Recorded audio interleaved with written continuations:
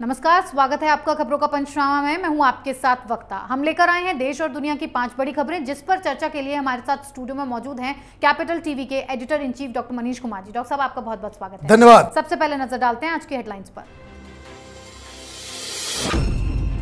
संसद सत्र के पहले दिन वापस लिया जाएगा कृषि कानून। कृषि मंत्री ने आंदोलन खत्म करने की अपील की। किसानों का ट्रैक्टर मार्च हुआ रद्द। मुंबई के पूर्व पुलिस कमिश्नर को कोर्ट से मिली राहत। गैर जमानती वारंट हुआ रद्द। साथ ही सचिन वाजे ने कहा कि परमवीर ने हमेशा उन्हें सतर्क रहने को कहा था। कोरोना के नए वेरिएंट से मचा हड़कंप। प्रधानमंत्री मोदी ने बुलाई कोरोना पर इमरजेंसी मीटिंग। लोगों से की सोशल डिस्टेंसिंग और मास्क लगाने की अपील। यूपी के सीएम योगी आदित्यनाथ का ओवैसी पर हमला। कहा, अखिलेश और ओवैसी एक ही सिक्के के दो पहलू हैं। भड़काऊ बयान देने वाले से निपटेगी सरकार। सऊदी अरब ने उड़ाया पाकिस्तान का मजाक। $3 अरब की भीख का ऐलान करने के बावजूद नहीं दिए गए पैसे। इमरान और बाजवा की बोलती हुई बंद।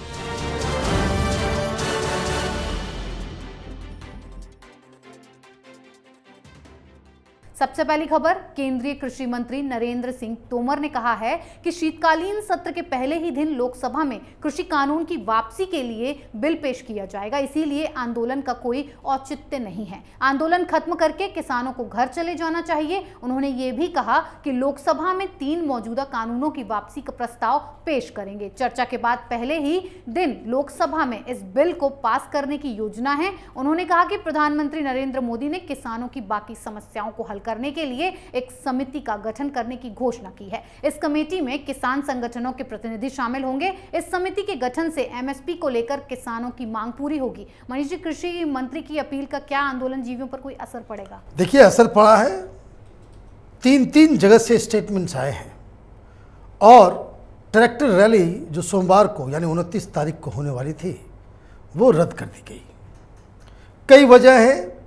एक तो मनोहर लाल खट्टर साहब ने कल ऐलान किया कि भाई 29 तारीख को ये ख़त्म हो जाएगा। और ये ऐलान कब हुआ? जब प्रधानमंत्री से वो मिल करके बाहर आए। मतलब एक ग्रीन सिग्नल उनको मिला हुआ है कि 29 तारीख को सारे बीजेपी के एमपीज़ को कहा गया है कि ये लोग संसद के अंदर मौजूद रहेंगे और पहले ही दिन राज्यसभा और लोकसभा में इसे पास कर दिया जाएगा। थोड़ी बहुत चर्चा भी होगी और जैसे ही ये ख़त्म होगा किसानों से कहा जाएगा कि अब आप हाईवेज़ के ऊपर जो तमाशा आपने लगा रखा है उसको ख़त्म किया जाए। योगी आदित्यनाथ ने भी कह दिया कि वहाँ जो गाजीपुर में बैठे हुए लोग हैं वो किसान नहीं हैं। वहाँ पे आंदोलन चल रहा है, उनकी मांगें पूरी हो गई है, अब उनको घर चले जाना चाहिए। तो सरकार की तरफ से लगातार कृषि मंत्री, हरियाणा के चीफ मिनिस्टर, उत्तर प्रदेश के चीफ मिनिस्टर बार बार ये अपील कर रहे हैं। इसका मतलब साफ है कि किसान आंदोलन का आखिरी वक्त अब आ गया है। दिक्कत सबसे बड़ी यही है कि किसान आंदोलन में किसानों को फ़ायदा पहुंचाने वाले कानूनों को इन लोगों ने तो निरस्त करवा दिया, लेकिन इसका जिस पर्पस से, जिस राजनीतिक पर्पस से ये लोग आंदोलन कर रहे थे वो पर्पस पूरा नहीं हो पाया। जी डॉक्टर साहब, अब बात महाराष्ट्र की सियासत की। मुंबई पुलिस के पूर्व पुलिस कमिश्नर परमवीर सिंह को कोर्ट से बड़ी राहत मिली है। थाने की कोर्ट ने परमवीर सिंह की पेशी के बाद उनके खिलाफ गैर जमानती वारंट रद्द कर दिया। कोर्ट ने कहा कि वो थाने पुलिस के साथ जांच में सहयोग करें और 15,000 रुपए का निजी मुचलका भरने का भी निर्देश दिया गया है। साथ ही उन्हें यह भी हिदायत दी गई कि इन्वेस्टिगेशन ऑफिसर बुलाए तो उन्हें आना होगा। महाराष्ट्र में परमवीर सिंह पर जबरन वसूली के कुल 5 मामले दर्ज हैं। इस बीच परमवीर सिंह के लिए एक और अच्छी खबर आई है। वसूली कांड के आरोपी सचिन वाजे ने पूछताछ में बताया है कि परमवीर सिंह ने उन्हें हमेशा वसूली से रोका और सतर्क रहने को कहा था। डॉक्टर साहब, इस केस का रुख तो अनिल देशमुख के खिलाफ दिखता जा रहा है। देखिए, ये जो कोर्ट में हुआ है वो बहुत बड़ा रिलीफ है। परमवीर सिंह नहीं चाहते कि उनको गिरफ्तार किया जाए जी। और इसलिए वो अब तक वो गायब थे। सुप्रीम कोर्ट से उनको राहत मिली, लेकिन एक लोअर कोर्ट से गैर जमानती वारंट जो है वो उनके खिलाफ जो है पुलिस ने निकाल रखी थी, उसको निरस्त कर दिया गया और उनको कहा गया कि भाई आप जांच में बाकायदा कोऑपरेट करें जी। अब मसला कहाँ फंसा हुआ है? मसला तो फंसा हुआ है अघाड़ी सरकार का। उन्होंने एक और रिटायर्ड हाईकोर्ट के जज के अंतर्गत एक आयोग बना रखा है इस वसूली कांड को जांच के लिए। तो वहां वाजे से पूछताछ हुई जी। और वाजे ने उल्टा ही बयान दे दिया। ये कह दिया कि मैं तो दबाव की वजह से वसूली का काम कर रहा था, मुझे दबाव डाल करके मुझसे इल्लीगल काम करवाए गए। उस आयोग में वाजे से यह भी पूछा गया कि क्या तुमको कभी परमवीर सिंह ने जबरन वसूली करने के लिए कोई आदेश दिया या इस तरह के काम में तुम लिप्त थे? जी। तो सचिन वाजे ने कह दिया कि परमवीर सिंह हमेशा मुझे मना करते थे, वो मुझे सतर्क रहने के लिए कहते थे, इल्लीगल काम ना करो, इस बात के लिए हमेशा हमें वो टोकते रहते थे। जी। अब आज ये जो खबर आई है और इनफैक्ट जो चल रहा है वो अघाड़ी सरकार के मैनेजर्स को बहुत बड़ा झटका है। अब सचिन वाजे और परमवीर सिंह एक तरह की जुबान बोल रहे हैं। इसका मतलब ये है कि जैसे जैसे पूछताछ का दौर आगे बढ़ता जाएगा, सचिन वाजे और परमवीर सिंह अघाड़ी सरकार में किन किन लोगों को वो मदद कर रहे थे, ये वसूली गैंग का पैसा किसके किसके पास जा रहा था, ये सारी सच्चाई दुनिया के सामने आ जाएगी। जी डॉक्टर साहब, अगली खबर कोरोना के लगातार बढ़ते कहर पर। कोरोना के दक्षिण अफ्रीका में नए वेरिएंट ने हड़कंप मचा रखा है। प्रधानमंत्री नरेंद्र मोदी ने देश के लोगों से मास्क और सोशल डिस्टेंसिंग के नियमों का पालन करने की अपील की है। प्रधानमंत्री मोदी ने शीर्ष अधिकारियों के साथ कोरोना वायरस और वैक्सीनेशन से संबंधित स्थिति पर एक महत्वपूर्ण बैठक की। नए वेरिएंट से निपटने में प्रधानमंत्री की ये मीटिंग बेहद अहम मानी जा रही है। इस बैठक में शीर्ष सरकारी अधिकारियों के साथ कैबिनेट सचिव राजीव गौबा, प्रधानमंत्री के प्रधान सचिव पीके मिश्रा, केंद्रीय स्वास्थ्य सचिव राजेश भूषण और नीति आयोग के सदस्य डॉक्टर वीके पॉल मौजूद थे। डॉक्टर साहब, नए वेरिएंट की वजह से क्या फिर से लॉकडाउन लग सकता है? देखिए, एक चिंता का विषय तो जरूर बना हुआ है कि भाई हिंदुस्तान में वो अगर फैलता है तो किस हिसाब से करता है, और उसको हिंदुस्तान में रोकने के लिए प्रधानमंत्री ने आज एक इमरजेंसी मीटिंग की। हिदायत दी जा रही है कि साउथ अफ्रीका से, उसके आसपास के मुल्कों से और हांगकांग से, जहां ये नया वेरिएंट दिखा है, वहाँ से कोई भी शख्स आता है तो तमाम राज्य सरकारों को उनके ऊपर निगरानी, उनकी स्क्रूटनी और उनके ऊपर नज़र रखने की बात कही जा रही है। साथ ही साथ आज की मीटिंग में वैक्सीनेशन का क्या रुख है, कितना हो चुका, क्या उसकी पूरी रूपरेखा बची हुई है, क्योंकि प्रधानमंत्री मोदी ने 30 दिसंबर तक का डेडलाइन दिया था कि जितने एडल्ट पॉपुलेशन है उनको वैक्सीनेशन के प्रोसेस वो पूरा हो जाए, वैक्सीन देने का काम। तो ये उसका भी रिव्यू किया गया, काम बताया जा रहा है कि वो बिल्कुल डेडलाइन के ऊपर हम लोग इस चीज़ को अचीव करने में कामयाब होंगे। हॉस्पिटल्स और तीसरी लहर के आने के बाद जो ऑक्सीजन हो, हॉस्पिटल हो, तमाम तरह के इंफ्रास्ट्रक्चर की जो ज़रूरत होती है उसका भी प्रधानमंत्री ने रिव्यू किया। तीसरी लहर आएगी या नहीं आएगी ये कहना फिलहाल तो मुश्किल है, लेकिन एक चीज़ तो बहुत ही इम्पॉर्टेंट है कि जिस हिसाब से जो नया वेरिएंट तेज़ी से फैलता है और उन लोगों के बीच भी फैलता है जो लोग वैक्सीन लगा चुके हैं, इसलिए प्रधानमंत्री की अपील को बहुत ही सीरियसली सबको लेना चाहिए। सोशल डिस्टेंसिंग और मास्क लगाना सबको अनिवार्य होना चाहिए। जी डॉक्टर साहब, आगे बढ़ते हैं। मुख्यमंत्री योगी आदित्यनाथ ने एआईएमआईएम प्रमुख असदुद्दीन ओवैसी को समाजवादी पार्टी, कांग्रेस और बहुजन समाजवादी पार्टी का एजेंट बताया है। उन्होंने कहा कि ओवैसी विपक्षी दलों को लाभ पहुंचाने के लिए भड़काऊ भाषण दे रहे हैं, कभी सीएए का विरोध करते हैं, इसका विरोध करके वो फिर से लोगों को भड़काने का प्रयास कर रहे हैं, कहीं पर वो अनुच्छेद 370 को हटाए जाने को लेकर विरोध कर रहे हैं। योगी ने यह भी कहा कि अखिलेश यादव और ओवैसी की भाषा एक जैसी है। ओवैसी कहते हैं कि हम अयोध्या का नाम बदल देंगे, यही भाषा अखिलेश भी बोलते हैं कि सरकार में आने के बाद अयोध्या का नाम बदल देंगे। दोनों की भाषा, बयान और कार्य एक जैसे हैं, इसीलिए दोनों एक दूसरे के पूरक हैं, दोनों में कोई अंतर नहीं है। योगी आदित्यनाथ ने ओवैसी पर क्यों हमला बोला है सर? देखिए, ओवैसी मुसलमानों के बीच एक पॉपुलर लीडर हैं। जी। उनको वोट कितने मिलेंगे ये अलग कहानी है, क्योंकि मुसलमान जनरली उसे ही वोट देता है जो भारतीय जनता पार्टी को हरा सके।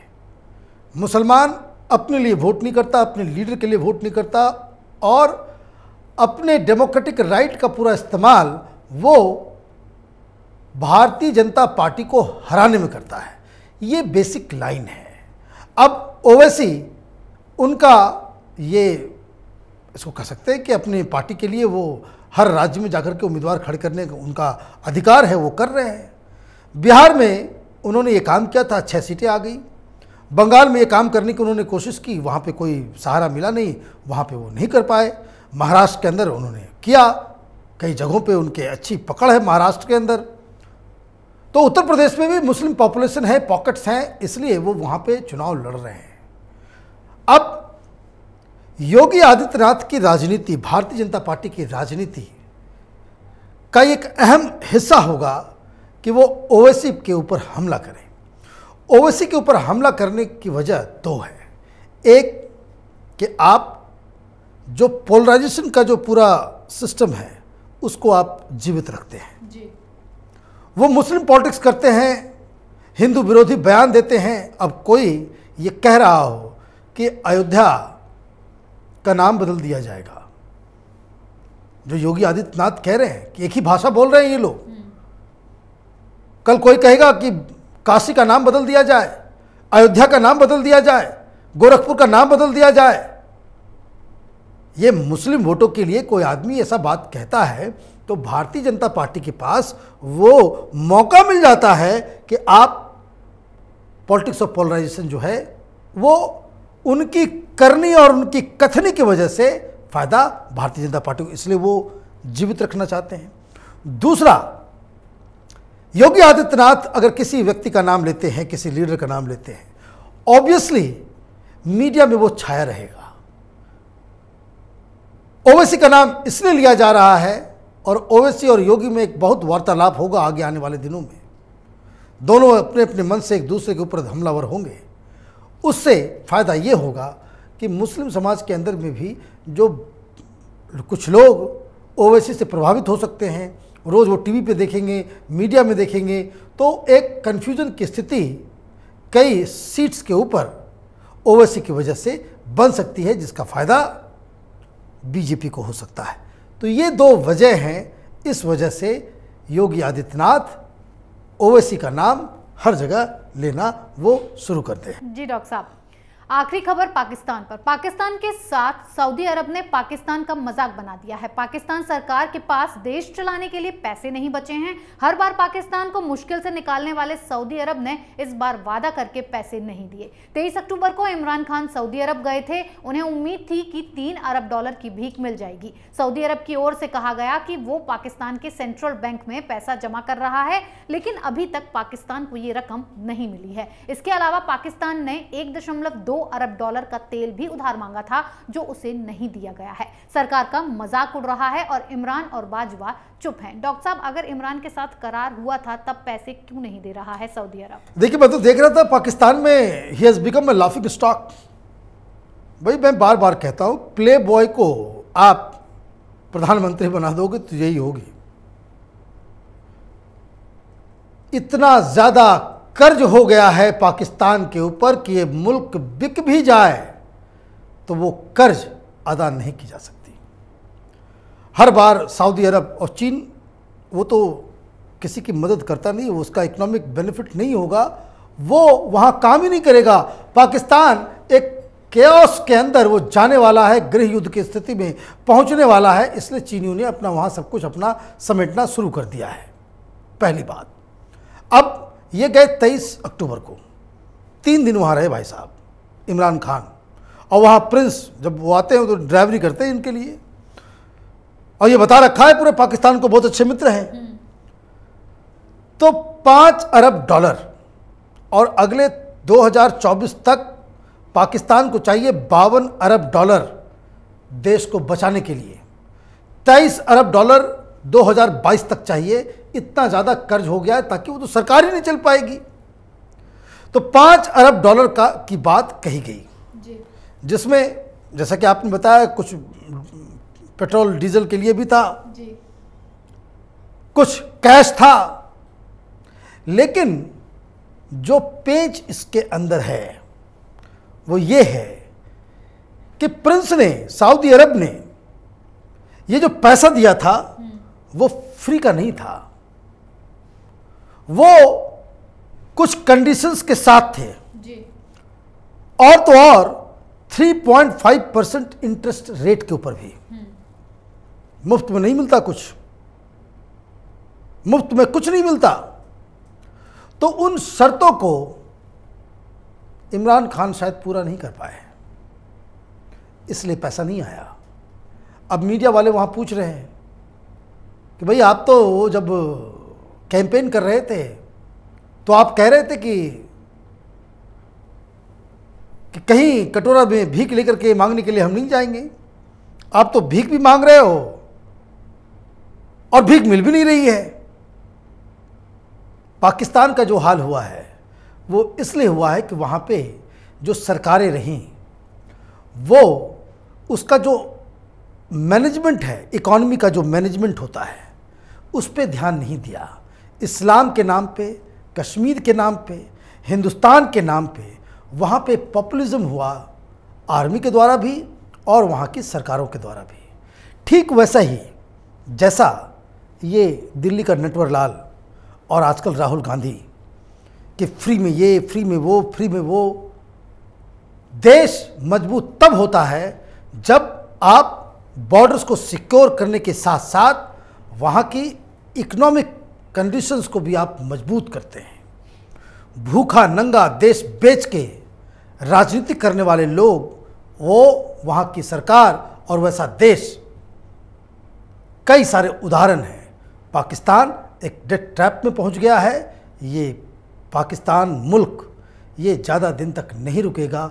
विघटन ये साफ साफ दिख रहा है पाकिस्तान का। जी, बहुत बहुत धन्यवाद इतनी जानकारी के लिए। धन्यवाद। खबरों का पंचनामा में आज के लिए इतना ही। देश विदेश की बाकी खबरों और उनके सटीक एनालिसिस के लिए देखते रहिए कैपिटल टीवी। हमें लाइक कीजिए, शेयर कीजिए और कैपिटल टीवी को सब्सक्राइब कीजिए। नमस्कार।